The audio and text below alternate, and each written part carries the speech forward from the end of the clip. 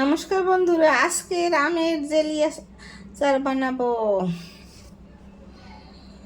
এই যে আমের জেলি করব। এই দেখুন, আমটা আমি কেটে ধুয়ে পরিষ্কার করে তারপর ছোলাটাই দেখুন ফেলে নিয়েছি। এখন আমটা এটা দিয়ে ঘষে নেব এইভাবে করে ঘষে ছোট ছোট করব। তারপর দেখুন আমি কিভাবে বানাই আমের জেলি। আম থাকতে থাকতে কাঁচা আমের জেলি আচার বানিয়ে নিতে হয়।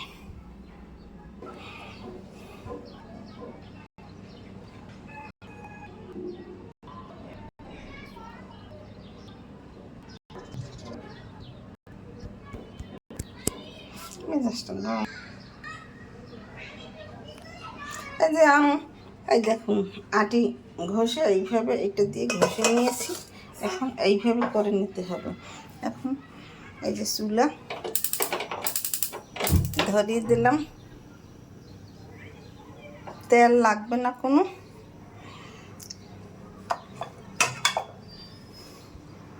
এখন চিনি দিয়ে দিলাম। চিনি দেওয়ার পরে আমটা দিয়ে দেবো।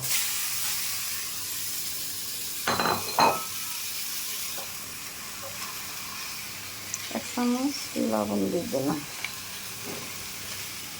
একটু এলাচের গুঁড়ো, ভিনিগার দিয়ে দিলাম। এই সামান্য উপকরণে আমের জেলি তৈরি হয়ে যাবে। কাঁচা আম থাকতে থাকতে আমের জেলি তৈরি করে নেবেন আপনারা। দেখুন আমি কীভাবে বানাই, বেশি সময় লাগবে না।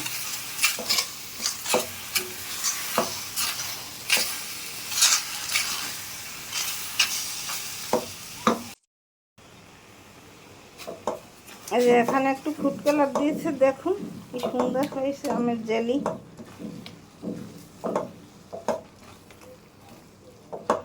আমের জেলি আচার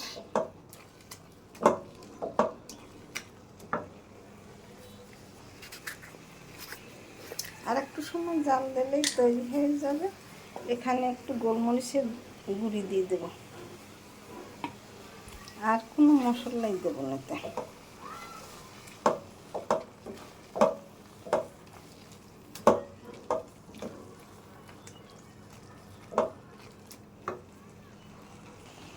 আমের জেলি আচার তৈরি হয়ে গেছে, দেখুন। এইভাবে একটু নাড়তে হবে, এইভাবে নাড়লে পর আমগুলা মিশে যাবে, কোনো ঝামেলা লাগবে না। ছেঁকা তেমন তৈরি হয়ে গেছে, দেখুন কত সুন্দর হয়েছে। আমি এখন একটা পাত্রে নামিয়ে ঠান্ডা হলে একটা বয়মে ভরে নেব।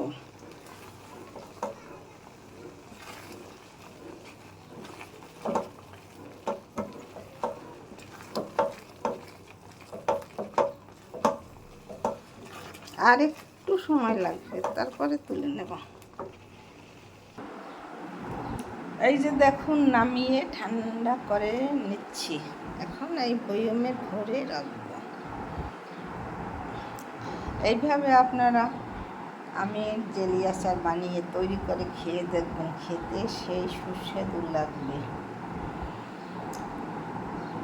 নতুন নতুন ভিডিও পেতে আমার চ্যানেলটিকে লাইক কমেন্ট শেয়ার দিয়ে পাশে থাকবেন। ঠান্ডা হয়ে গেছে, কৌটোয় এইভাবে রেখে দেব। ফ্রিজে রেখে অনেক দিন খাওয়া যাবে, নরমালে রেখে অনেক দিন খাওয়া যাবে।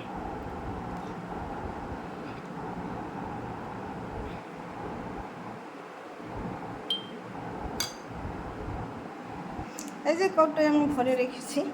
এখন আমি ঢাকনা দিয়ে ফ্রিজে রেখে দিলে ঠান্ডা হলে খেতে খুব দুর্দান্ত স্বাদ লাগে। দেখুন কত সুন্দর হয়েছে আমের জেলি আচার।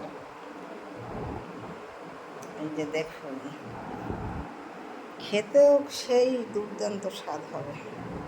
আমি একটু এখানে খেয়ে দেখি কেমন লাগে। সেই স্বাদ না খেলে বলে বোঝানো যাবে না। এরকম নতুন নতুন ভিডিও পেতে আমার চ্যানেলটিকে লাইক কমেন্ট শেয়ার দিয়ে পাশে থাকুন। ধন্যবাদ, থ্যাংক ইউ। আমার ভিডিও ভালো লাগলে লাইক কমেন্ট শেয়ার দিয়ে পাশে থাকুন। ধন্যবাদ, থ্যাংক ইউ।